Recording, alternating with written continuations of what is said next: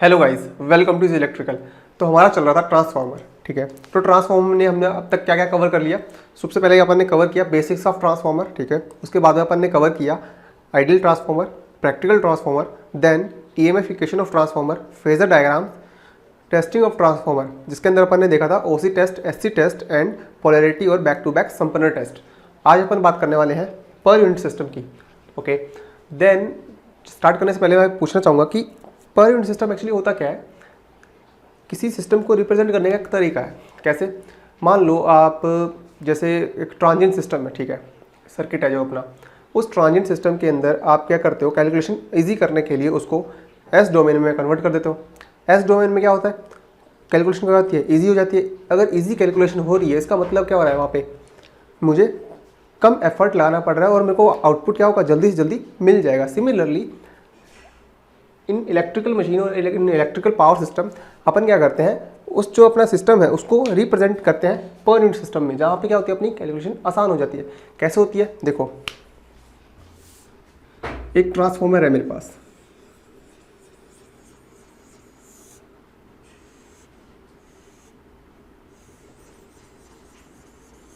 इसकी ये high voltage winding है, ये है low voltage winding, okay. Then अगर मैं एक नॉर्मल पर्सन हूँ, ओके, देन नॉर्मल पर्सन होने के कारण मुझे क्या दिखेगा, ये है एक ट्रांसफार्मर जिसके अंदर है हाई वोल्टेज वाइंडिंग और एक है लो वोल्टेज वाइंडिंग। एंड पर being an engineer, electrical engineer, okay, तो मुझे दिख रहा है इसमें दो केवीएल इक्वेशन, कहाँ पे, एक यहाँ पे और एक यहाँ पे। तुम एक दिख रहा है मेरे को दो केवीएल इक्वेशन, ठीक है, एक केवीएल इक्वेशन यहाँ दिख रही है, दूसरी केवीएल इक्वेशन मुझे यहाँ दिख रही है। दो केवीएल इक्वेशन के अंदर क्या दिख रहा है, 5-7 वेरिएबल, और मुझे दिख रही है बहुत सारी कैलकुलेशन। तो मुझे क्या करना था, उस कैलकुलेशन करना था रिड्यूस। तो मैंने क्या किया, इस ट्रांसफॉर्मर को कन्वर्ट कर दिया, पर यूनिट सिस्टम में रिप्रेजेंट कर दिया। उस पर यूनिट सिस्टम में रिप्रेजेंट करने के बाद मुझे क्या पता चला कि ये दो केवीएल इक्वेशन थी वो एक ही में कन्वर्ट हो गई। और इसका मतलब क्या हो रहा है कि जो प्राइमरी का क्या है, इम्पीडेंस है, पर यूनिट इम्पीडेंस, वो सेकेंडरी के पर यूनिट इम्पीडेंस के बराबर होता है। इसको मैं प्रूफ करूँगा थोड़ी देर बाद, ठीक है।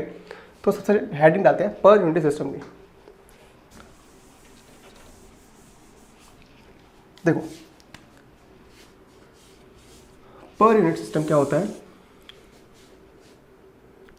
इसको ऐसे बोल सकते हो, कोई एक्चुअल वैल्यू है उसको बेस वैल्यू के रिस्पेक्ट में रिप्रेजेंट करना।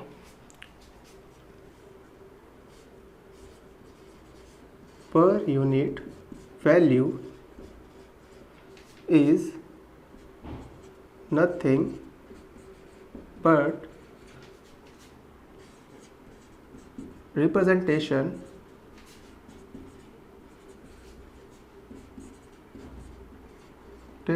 of system parameters with respect to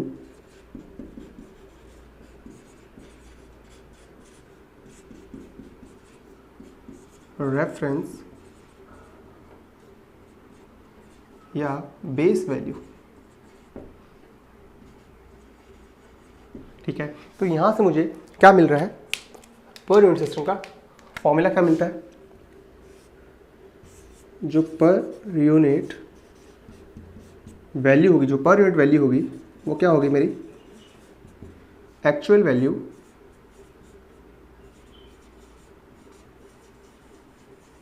with respect to base या रेफरेंस वैल्यू। ज़्यादातर कॉमनली तो अपन इसको बेस वैल्यू बोलते हैं, बेस वैल्यू या रेफरेंस वैल्यू। तो ये क्या हो गया, मेरा पर यूनिट सिस्टम का रिप्रेजेंटेशन हो गया, ठीक है। पर यूनिट रिप्रेजेंटेशन हो गया, इसमें आती है मेन टर्म बेस वैल्यू की, कि बेस वैल्यू क्या होती है। बेस वैल्यू आप कुछ भी एज्यूम कर सकते हो, बस याद रखिएगा, अगर पर यूनिट सिस्टम आप एमवीए वाले को कन्वर्ट कर रहे हो पावर में, तो बेस वैल्यू भी पावर में लेनी है। वोल्टेज को कन्वर्ट करें तो वोल्टेज लेनी है, करंट को कन्वर्ट करें तो करंट लेनी है, ओम को कन्वर्ट करें तो ओम लेनी है, ओके। जो भी आप वैल्यू लेने हो, एक्चुअल वैल्यू जिस पैरामीटर में है, मतलब जिस क्वांटिटी की है, उसी क्वांटिटी की आपको क्या लेनी है, बेस वैल्यू लेनी है, ओके। बेस वैल्यू कुछ भी ले सकते हो। जनरली अपन क्या करते हैं, जो रेटिंग होती है सिस्टम की वही अपन बेस वैल्यू एज्यूम कर लेते हैं। मुझे मेनली दो टाइप की बेस वैल्यू चाहिए होती है, ठीक है, जिससे मैं सारी बेस वैल्यू फाइंड कर सकता हूँ। मेरे को चाहिए होती है बेस वैल्यू, एक तो चाहिए मेनली चाहिए होता है जो हर जगह पावर की, ठीक है, एस की, एस क्या होती है एपरेंट पावर, ठीक है, इसको मैं लिख देता हूँ एपरेंट पावर, एंड दूसरी कौन सी चाहिए वोल्टेज। अगर मेरे पास ये दो वैल्यू है तो मैं किसी भी सिस्टम में किसी भी पैरामीटर की क्या निकाल सकता हूँ, पर यूनिट वैल्यू निकाल सकता हूँ। ओके, पर यूनिट वैल्यू को एक बार और परसेंटेज वैल्यू भी बोल देते हैं, परसेंटेज वैल्यू भी बोल देते हैं। परसेंटेज वैल्यू एक्चुअली देखो परसेंटेज क्या होता है, ये क्या होता है 100 की टर्म्स में डिफाइंड होता है, जैसे कि 90%, 80%, 100%, इस टाइप से। जबकि पर यूनिट वैल्यू होती है वो ऐसे कुछ इस टाइप से डिफाइंड होती है, जैसे कि 1 per unit, 2 per unit, 0.3 per unit, ठीक है। बट अगर मैं इसको पर यूनिट सिस्टम को क्या करना चाहता हूँ, परसेंटेज में रिप्रेजेंट करना चाहता हूँ कि इतना परसेंट पर यूनिट वैल्यू है इसकी, तो उसके लिए क्या करना पड़ेगा, मैं इसको सिंपली 2 × 100 कर दूंगा, ठीक है। तो मेरे पास क्या आ जाएगी, परसेंटेज पर यूनिट वैल्यू आ जाएगी, कितनी आएगी 200% आ गया, ठीक है। 0.3 को मल्टीप्लाई कर देते हैं 100 से, तो मेरे पास आ जाएगा कितना 30% आ जाएगा। तो इस हिसाब से अपन क्या करते हैं पर यूनिट वैल्यू को रिप्रेजेंट कर सकते हैं, ठीक है। आई होप आपको इतना समझ में आ गया होगा, नोट भी कर लिया होगा आपने। चलिए देखते हैं, अब बात करते हैं पर यूनिट वैल्यू निकालते हैं सबकी अलग अलग करके, और जो मैंने आपको शुरू में क्वेश्चन पूछा था वो मैं प्रूफ करवाऊंगा किससे, इन 2-3 पैरामीटर से देख के, ठीक है।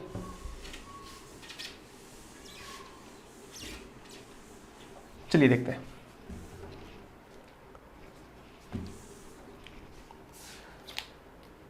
देखो सबसे पहले मेरे को निकालनी है पावर,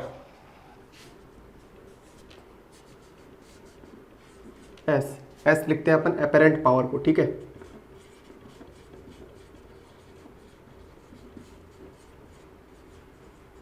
मुझे निकालना है एस पर यूनिट, तो सिंपल से क्या करूंगा मैं, जो मेरे पास एस एक्चुअल है इसको डिवाइड कर दूंगा मैं एस बेस वैल्यू से, तो यहाँ से मेरे का क्या निकल जाएगा S actual x per unit निकल जाएगा, ठीक है। सिमिलरली अगर मुझे निकालना है दूसरा पैरामीटर है हमारा वोल्टेज पर यूनिट, तो इसको कैसे निकालेंगे, वोल्टेज एक्चुअल डिवाइड बाय क्या होगा एस वोल्टेज बेस। सिमिलरली अगर थर्ड पैरामीटर मेरे को देखना है करंट का, तो आई पर यूनिट क्या होगा, आई एक्चुअल अपॉन आई बेस, ठीक है। बट मैंने क्या कहा था कि अगर मेरे पास ये है और ये है तो मैं ये भी निकाल सकता हूँ, कोई भी पैरामीटर निकाल सकता हूँ इलेक्ट्रिकल का। देखो कैसे निकाल देंगे, जो एस पर यूनिट होती है अपने पास वो किसके इक्वल होगा, एक्स पर यूनिट नहीं एक्चुअली सॉरी, जो मेरे पास जेड एस एक्चुअल होगा जो मेरा, वो किसके इक्वल होगा, V actual into I actual, okay. या मैं इसको बोल दूँ, ये तो एक्चुअल वैल्यू होगी, अगर मेरे को बेस वैल्यू निकालनी होगी तो एस बेस की वैल्यू कितनी होगी, S base is equals to V base into I base. तो यहाँ से आई बेस की वैल्यू क्या आ जाएगी, S base upon V base, okay. अगर मेरे पास आई बेस की वैल्यू आ गई, ठीक है, अभी मैं पूरा बेस नहीं लिखूंगा, हर बार आई बी डाल दूंगा नीचे, तो उसका बी का मतलब होगा बेस, ठीक है। बी का मतलब बेस हो जाएगा, बेस वैल्यू हो जाएगी, ठीक है। ए का मतलब एक्चुअल वैल्यू हो जाएगी, इस टाइप से मैं लिखता जाऊंगा, ठीक है। देखो आई बेस आ गए, तो ये आई बेस, अब देखो आई बेस को करना क्या है, मुझे आई पर यूनिट निकालना है, तो आई पर यूनिट, तो I actual divide by I base कर देता हूँ, I actual upon S base upon V base, वो ऊपर चला जाएगा, तो ये क्या आ जाएगा, वी बेस हो जाएगा, ठीक है। जो मेरा पर यूनिट सिस्टम होता है या जो पर यूनिट वैल्यू होती है वो यूनिट लेस होती है, उसको अगर अपन सिर्फ पर यूनिट लगाते हैं तो यहाँ पे यूनिट लेस दिख रहा होगा, voltage into current, power upon power cut जाएगा, पावर ऊपर से नीचे, किलोवाट से किलोवाट कट जाएगा, केवी से केवी कट जाएगा, ठीक है। तो मेरे को क्या मिलेगा, कि यूनिट लेस क्वांटिटी मिलेगी। तो ये हो गया मेरा आई पर यूनिट। चलिए अब बात करते हैं Z impedance per unit impedance सबसे इंपॉर्टेंट पैरामीटर है, ठीक है। जेड पर यूनिट निकालनी है मुझे, तो सिंपल सी बात है, Z actual upon Z base कर दूंगा। ये तो बहुत आसान हो गया यार, ये तो कोई भी कर लेगा, ठीक है। चल लेते हैं जेड बेस निकालते हैं। जेड बेस की वैल्यू क्या हो सकती है मेरे पास, V base upon I base. और मैंने क्या कहा आपको कि जो बेस वैल्यू होती है वो मशीन की रेटेड वैल्यू को मान के चलते हैं। तो यहाँ पे रेटेड वैल्यू क्या होगी, V rated upon I rated, ठीक है। अगर मैं जो वी बेस है उसको मैं मान लेता हूँ वी रेटेड वैल्यू है किसकी, मशीन की रेटेड वैल्यू, अपॉन करंट किसकी, रेटेड करंट किसकी होगी, मशीन की, ठीक है। मैं क्या कर रहा हूँ, वी रेटेड को ऊपर नीचे मल्टीप्लाई करता हूँ, V rated upon V rated, okay. तो वी रेटेड का ऊपर होगा स्क्वायर, ठीक है। चलो देखो यहाँ हो गया वी रेटेड का होल स्क्वायर अपॉन नीचे क्या दिख रहा है, I rated into V rated equal to S rated. क्या होता है, V rated into I rated equal to S, S power आ जाएगी, केवी रेटिंग आ जाएगी। तो यहाँ से मेरे को जेड बेस की वैल्यू क्या मिल गई, वी रेटेड वैल्यू का whole square upon S rated. तो यहाँ से जेड पर यूनिट की वैल्यू क्या आ जाएगी, ये बहुत इंपॉर्टेंट है, मोस्ट इंपॉर्टेंट फॉर्मूला है ये, पता नहीं हज़ारों जगह यूज होगा आपका ये वाला फॉर्मूला, ठीक है। इसको हमेशा याद रखना, याद करने की जरूरत नहीं है, 2 मिनट में निकल जाता है, ठीक है। जेड पर यूनिट, जेड पर यूनिट क्या होगा, Z actual upon Z base, Z actual into ये एस ऊपर चला जाएगा तो ये बन जाएगा S rated upon V rated का होल स्क्वायर, ओके। तो यहाँ से जेड पर यूनिट की वैल्यू क्या आ गई, Z actual multiply with S rated upon V rated whole square. ये भी क्या है, इंपॉर्टेंट है, ये भी बहुत जगह यूज होता है फॉर्मूला, ठीक है। 2 फॉर्मूले मैंने आपको दिखाए यहाँ पे। तो अपन ने अभी तक क्या क्या देख लिया, देखो एपरेंट पावर देख ली, वोल्टेज पर यूनिट देख लिया, करंट पर यूनिट देख लिया, ये अपन ने पर यूनिट इम्पीडेंस भी देख लिया और उसका निकालने के 2 फॉर्मूले भी देख लिए। अब बात कर रहे थे अपन, मैं अपने पहले वाले क्वेश्चन पे आता हूँ। शुरू में जो मैंने पूछा था, जो बताया था कि जो ट्रांसफॉर्मर है उसका प्राइमरी इम्पीडेंस और सेकेंडरी का पर यूनिट इम्पीडेंस क्या होता है, सेम होता है। कैसे होता है, चलिए इसको प्रूव करते हैं। इसको हटा देता हूँ, आई होप आपने नोट कर लिया होगा, तभी तो आपको पता चलेगा कि वहाँ पे 2 केवी इक्वेशन से 1 केवी इक्वेशन कैसे बन गई।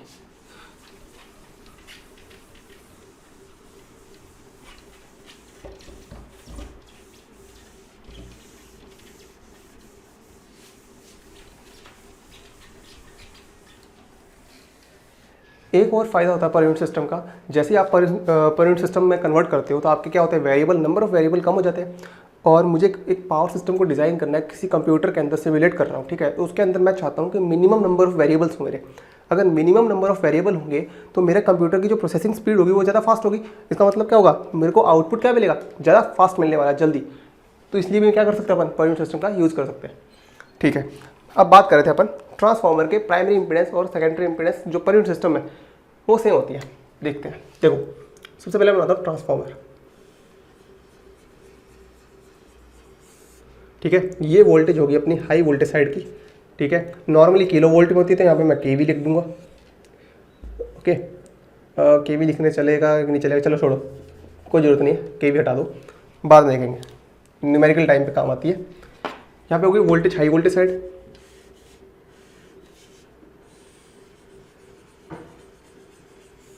ठीक है। ये हो गया अपनी वोल्टेज लो वोल्टेज साइड, यहाँ पे N2 टर्न्स हो गए, यहाँ पे N1 टर्न हो गए, ठीक है। अब देखो नेक्स्ट क्या है, जेड बेस की वैल्यू निकालो हाई वोल्टेज साइड, हाँ ठीक है, Z base at high voltage side. अगर जेड बेस की हाई वोल्टेज साइड की मेरे को निकालनी है तो अभी अपन ने क्या फॉर्मूला पढ़ा था, जेड बेस का is equals to V square upon S यही तो पढ़ा था, रेटेड था यहाँ पे, ये भी रेटेड था। तो सिमिलरली यहाँ पे क्या होगा, V हाई वोल्टेज साइड का होल स्क्वायर अपॉन S, इसको रेटेड ला देते हैं, S रेटेड। ओके, देन अब क्या करना है मुझे, V हाई वोल्टेज साइड है जो, उसको मुझे लो वोल्टेज साइड के टर्म्स में लिखना है। देखो इसको थोड़ा बड़ा लिखता हूँ मैं, ये शायद दिख ही नहीं रहा होगा आपको। लो वोल्टेज साइड है ये। ओके, देन देखो अभी अपन ने क्या फॉर्मूला पढ़ा था कि VHV upon VLB is equals to N1 upon N2, और ये किसके इक्वल है, A के इक्वल है। तो यहां से मुझे VHV की वैल्यू क्या मिल गई, A multiply with VLB।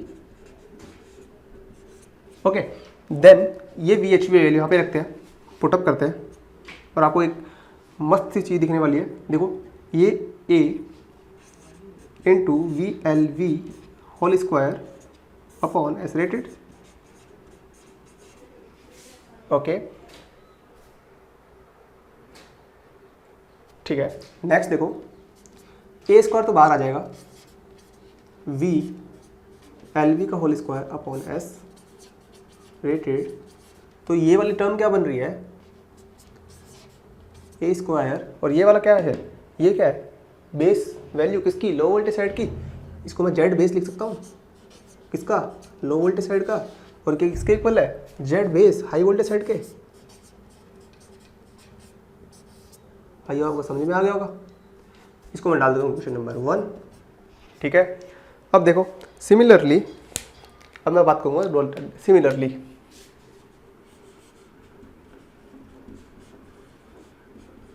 Similarly क्या होने वाला है, एक्चुअल वैल्यू को टर्म्स में लिखते हैं, जेड इक्विवेलेंट, इक्विवेलेंट तो निकालते हैं हमेशा, ठीक है। अगर ये जेड इक्विवेलेंट हो गया तो जेड इक्विवेलेंट की वैल्यू किसके इक्वल होगी, Z equivalent high voltage side का, जैसे बेस निकला है वही सेम होगा इक्विवेलेंट के लिए, बस ये इक्विवेलेंट हो जाएगा किसके, A square time of Z equivalent of low voltage side के। आई होगा, आपको समझ में आ ही गया होगा। ठीक है, तो ये होगी अपने पास इक्वेशन नंबर 2। मुझे निकालनी है, देखो जेड इक्विवेलेंट को, अगर जो हाई वोल्टेज साइड को है, इसको अगर मैं डिवाइड कर दूं जेड बेस किस वाले से, लो वोल्टेज साइड से, तो मेरे पास मिल जाएगा क्या, एक्चुअली हाई वोल्टेज साइड से, आई एम सॉरी, तो मुझे जेड पर यूनिट मिलेगी वैल्यू किसकी, हाई वोल्टेज साइड की। और मुझे क्या पता है कि Z equivalent high voltage side का है वो किसके इक्वल है, A square Z equivalent of low voltage side के अपॉन, और जेड बेस किसके इक्वल है, A square Z equivalent of Z base of low voltage side. यहाँ से ये भी कट गया, तो Z equivalent upon Z base क्या हो गया, जेड पर यूनिट किसका, लो वोल्टेज साइड का, जेड पर unit of low voltage side. तो यहाँ से मुझे क्या दिख रहा है कि जेड पर यूनिट जो मेरा है हाई वोल्टेज साइड का, वो इसके इक्वल है जेड पर यूनिट लो वोल्टेज साइड के। हो गया प्रूफ, हो गई एक इक्वेशन कम। ठीक है, दो केवल की इक्वेशन थी, अब एक हो गई, क्योंकि या तो इधर केवीएल लगा लो या इधर केवीएल लगा लो, एक ही बात है, क्योंकि दोनों में तो सेम ही आ रही है वैल्यू। ठीक है, रेफरिंग वाला चक्कर भी खत्म हो गया। तो ये होता है सबसे बड़ा एडवांटेज का पर यूनिट सिस्टम का। चलिए देखते हैं अब नेक्स्ट जो बात कर रहा हूँ मैं, आई होप आपको समझ में आ ही गया होगा, नोट भी कर लिया होगा। ठीक है, साथ के साथ आप नोट कर सकते हो।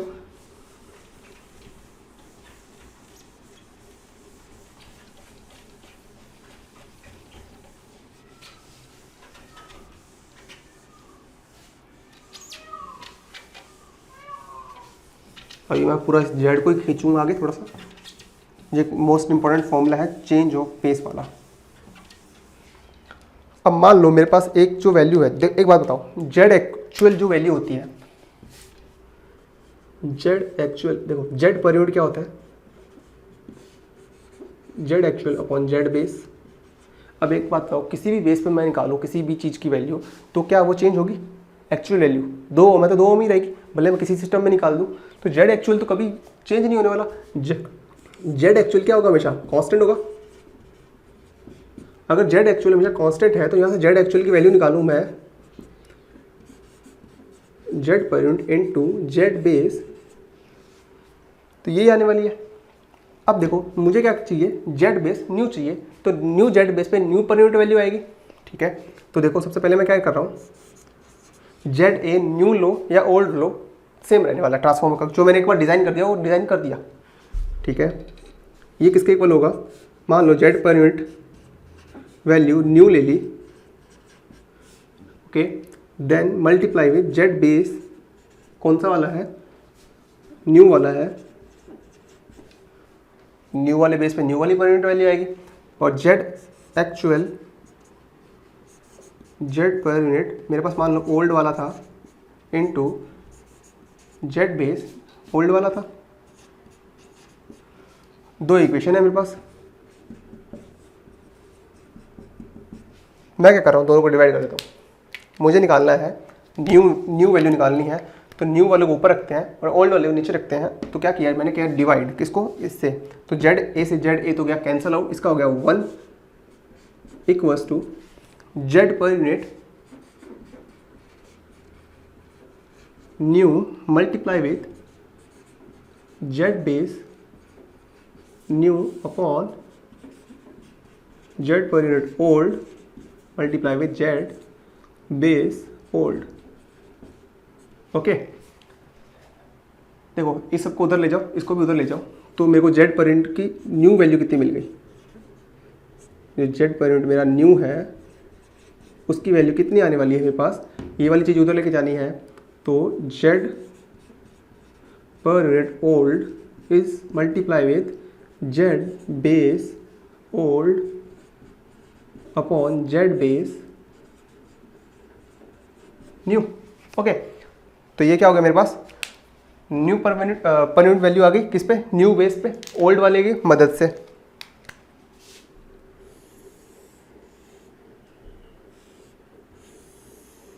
ठीक है, ये भी क्या है, इंपॉर्टेंट है। अब देखो जेड बेस और जेड बेस की वैल्यू क्या होती है मुझे पता होती है। देखो क्या होगी, अगर जेड पर यूनिट न्यू की वैल्यू थोड़ा सा मैं एक्सटेंड करूं, जो अपने न्यूमेरिकल में ज़्यादा यूज होती है, तो क्या होगा, जेड पर unit old multiply with Z base old है, तो जेड बेस ओल्ड में क्या होगा, अब एक बात बताओ, जो जेड बेस होता है मेरा वो वोल्टेज का स्क्वायर अपॉन पावर होता है। ठीक है, जनरली जो ट्रांसफॉर्मर होता है हमारा वो किलो वोल्ट में होता है, तो इसको मैं केवी का स्क्वायर लिख सकता हूँ, अपॉन में ट्रांसफॉर्मर की रेटिंग जो होती है वो एमवीए में होती है, तो इसको मैं एमवीए लिख सकता हूँ। तो मैं क्या कर रहा हूँ, इस जेड बेस को इसमें रिप्रेजेंट कर रहा हूँ। तो देखो जेड बेस ओल्ड है तो इसको मैं लिख रहा हूँ K V old, K V old का whole square upon MVA old, और इसको डिवाइड किससे करना है, इसको मैं अलग कलर से दिखा देता हूँ, के वी न्यू का whole square upon MVA new. ठीक है, ये क्या होगा, पलटी मारेगा, ये ऊपर जाएगा। ठीक है, अगर वो ऊपर जाएगा तो मेरे पास जेड पर यूनिट का वैल्यू फॉर्मूला क्या आ गया, जेड पर unit new is equals to Z पर unit old multiply with MVA new upon MVA old, MVA new upon MVA old multiply with KV old upon KV new का whole square. ठीक है, ये है सबसे इंपॉर्टेंट फॉर्मूला, इसको थोड़ा बड़ा कर देते हैं होल स्क्वायर को। सबसे इंपॉर्टेंट फॉर्मूला है यूज जो होता है अपना, जेड पर यूनिट निकालना है new in terms of old पर यूनिट वैल्यू के और न्यू बेस वैल्यू के, मोस्ट इंपॉर्टेंट।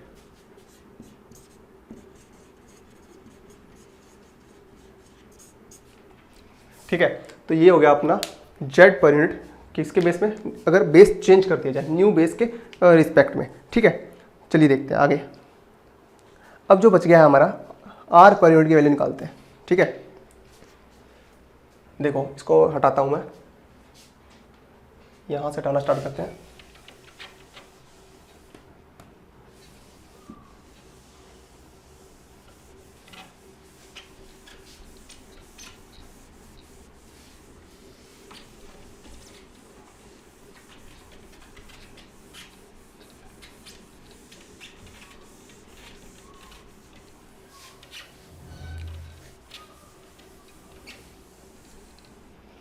चलिए देखते हैं आर पर यूनिट के लिए। देखो जेड हमारा कंप्लीट हो गया, अब आर की बात करते हैं। आर पर यूनिट क्या होती है हमारा,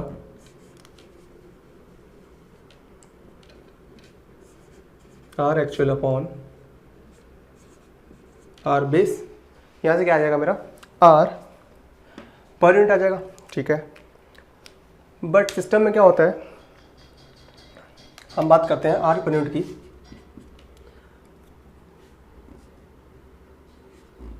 जो हमारा आर एक्चुअल होता है उसको अपन डिवाइड करते हैं जेड बेस से, ठीक है। तो यहाँ से मेरा क्या निकलेगा, आर पर यूनिट की वैल्यू निकलेगी, ठीक है। अगर आपका आर बेस हो तो उससे डिवाइड कीजिए, अगर आपके पास जेड बेस की वैल्यू है तो आप उससे डिवाइड कीजिए उसके अंदर, ठीक है।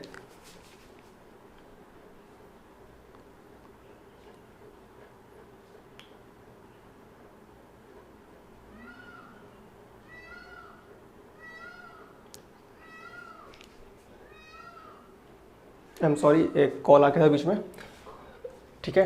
आर पर यूनिट ये हो गया Z base, actually Z actual है ये हो गया बेस, ठीक है। तो एक बात बताइए, जो एक्चुअल वैल्यू है, मान लो लो वोल्टेज, इसको भी प्रूफ करने की जरूरत है क्या, जैसे अपन ने वैसे निकाला था। देखो चलो कर देता हूँ, आर एक्चुअल होगी वो, ये मान लेते हैं हाई वोल्टेज साइड की है, और ये है मान लो लो हाई वोल्टेज साइड का ही है बेस वैल्यू, ठीक है। तो यहाँ से आर पर यूनिट आएगी, ठीक है। अगर आर एक्चुअल को मैं लो वोल्टेज टर्म में रिप्रेजेंट करना चाहूँ तो A square multiply with R actual low voltage आएगा अपॉन जेड बेस को अपन ने रिप्रेजेंट किया ही था, A square Z base low में, ए सी कट गया, ये क्या बन गया मेरे पास, आर एक्चुअल ये low voltage side on Z base of low voltage side, ये क्या बनेगा, R per unit of low voltage side, और जो कि किसका इक्वल था, अपना हाई वोल्टेज साइड के, ठीक है। तो एक बार मैंने फिर से आपको प्रूफ कर दिया, ठीक है। नेक्स्ट देखो, ये है जो टर्म, इसको उठाते हैं। जो आर पर यूनिट है हमारा वो होता है अपना R actual upon Z base. Z base की वैल्यू क्या होती है, V base upon I base, ठीक है। तो R actual upon V base upon I base, V base upon I base ऊपर चला जाएगा, ठीक है। तो ये वैल्यू किसकी हो जाएगी, देखो R A into I B upon V B. अगर जो मेरी बेस वैल्यू है, जो देखो सिस्टम की जो बेस वैल्यू होती है वो क्या होती है, मैंने आपको बताया था रेटेड वैल्यू होती है। अगर इसको रेटेड वैल्यू होती है तो इसको क्या लिख सकते हैं अपन, R into I rated upon ये क्या हो जाएगा, वी रेटेड, ओके। अगर ये वी रेटेड हो जाएगा, 1 मिनट यार कॉल कर रहा है कोई, साइलेंट कर देता हूँ मैं इसको, ठीक है। तो ये हो गया। अगर मैं आर रेटेड से ऊपर, देखो ये हो गया, आई रेटेड से ऊपर नीचे मल्टीप्लाई करूँ इसको, अगर मैं आई रेटेड से ऊपर नीचे मल्टीप्लाई कर रहा हूँ, मैं इक्वल चल रहा हूँ क्योंकि सब कुछ इक्वल ही होता ही है, ठीक है। कोई भी फॉर्मूला कहीं से भी बन सकता है।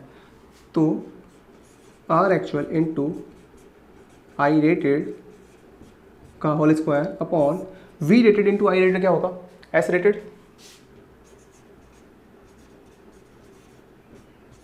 अब एक बात बताओ, I rated into R A, I rated into R A, ये आपने टर्म कहाँ देखी थी, कॉपर जो अपनी थी शॉर्ट सर्किट टेस्ट के अंदर, ठीक है। और शॉर्ट सर्किट टेस्ट के अंदर ये क्या था, फुल लोड कॉपर लॉस थे, ठीक है, रेटेड कॉपर लॉस थे। जिसको मैं क्या लिख सकता हूँ, rated copper loss of transformer upon S rated, rated power, ठीक है। तो यहाँ से आर जो पर यूनिट का फॉर्मूला है, तो ये वाला जो है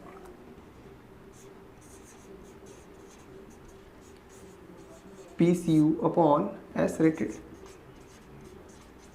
ये भी बहुत इंपॉर्टेंट फॉर्मूला है, ये बहुत बार पूछा गया है, इस पे बहुत सारे न्यूमेरिकल्स होते हैं, ठीक है। तो ये बात थी आर पर यूनिट की। सिमिलरली अगर मुझे एक्स पर यूनिट निकालना होगा तो एक्स पर यूनिट में क्या होगा, बस यहाँ पे क्या होगा एक्स एक्स एक्स एक्स, बाकी जेड बेस सेम रहता है, ठीक है। यहाँ पे एक्स पर यूनिट आ जाएगा, ठीक है। तो मैं डायरेक्टली लिख देता हूँ यहाँ पे, जो मेरा एक्स पर यूनिट होगा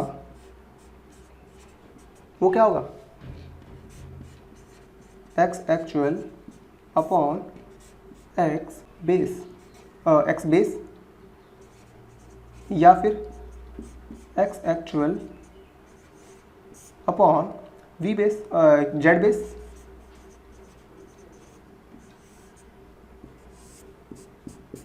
ठीक है। एक ये हो गया, एक ये हो गया, ये फॉर्मूला हो गया, इंपॉर्टेंट है ये, एक ये हो गया, ठीक है। तो ये हमारा होगा पर यूनिट सिस्टम, ठीक है। मैं चलो देखता हूँ कुछ कोई चीज़ छूट ना गई हो हमारी। तो ये हो गया, ये हो गया हमारा, ये भी हो गया, सब हो गया, ये भी हो गया, ये भी निकाल नहीं दिया अपन ने, ठीक है। ये अपन ने सब कुछ निकाल दिया है। अब एक बात बताओ, जैसे कि यहाँ देखो, ये जो कॉपर लॉस है, ठीक है, ये भी क्या है, पावर है। इस पावर को मैंने डिवाइड किया एस रेटेड से, ठीक है। और एस रेटेड क्या अपना एस बेस वैल्यू थी, ठीक है। Then per unit copper loss, जो पावर को कॉपर लॉस को डिवाइड किया एस बेस से, तो मेरे पास क्या आएंगे, पर यूनिट कॉपर लॉस। इसका मतलब क्या हो रहा है, यहाँ से एक बहुत इंपॉर्टेंट लाइन बन रही है, जो आर पर यूनिट की वैल्यू होती है वो इक्वल होती है पर unit copper loss of transformer, ठीक है। ये है सबसे इंपॉर्टेंट लाइन किसकी, पर यूनिट सिस्टम की। ये आपको बहुत ज़्यादा यूज़ होने वाली है न्यूमेरिकल्स के अंदर। जब मैं करवाऊंगा आपको तो दिखेगा कि यहाँ से भी न्यूमेरिकल आया हुआ है, गेट के अंदर भी और अदर एग्जाम्स में भी, कि जो रेजिस्टेंस की पर यूनिट वैल्यू होती है वो ट्रांसफॉर्मर के अंदर किसके इक्वल होती है, पर यूनिट कॉपर लॉस, ओके, ठीक है। तो ये था हमारा पर यूनिट सिस्टम आज के लिए, जिसमें आई होप आपको पूरा समझ में आ गया होगा कि पर यूनिट सिस्टम की जरूरत क्या पड़ी, कैसे किया अपन ने पर यूनिट सिस्टम, और इसके पैरामीटर्स को कैसे अपन ने डिफाइन किया, ठीक है। तो नेक्स्ट जो अपना होगा सेशन, उसके अंदर अपन बात करेंगे ट्रांसफॉर्मर एफिशिएंसी के बारे में, ठीक है। तो चलिए मिलते हैं नेक्स्ट वीडियो में, तब तक आप वीडियो को करें लाइक, चैनल को करें subscribe. Thank you so much.